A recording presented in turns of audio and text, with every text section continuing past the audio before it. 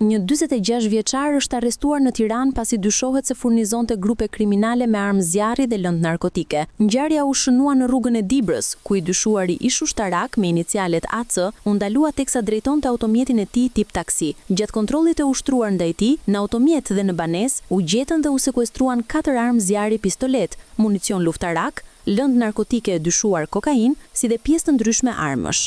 Sipas hetimeve, armët ishin destinuar për të shitur te grupe kriminale aktive në kryeqytet. 46 vjeçari kishte qenë i përfshirë edhe më parë në veprimtari të ngjashme kriminale, ndërsa përdorte taksinë e tij për të shmangur kontrollet policore dhe për të maskuar lëvizjet. Hetimet po vijojnë për identifikimin e personave të tjerë të përfshirë në këtë aktivitet të palishëm. Prokuroria e Tiranës ka nisur procedimin për veprat penale, mbajtja pa leje dhe prodhimi i armëve shpërthyese dhe municionit, prodhimi dhe shitja e narkotikëve.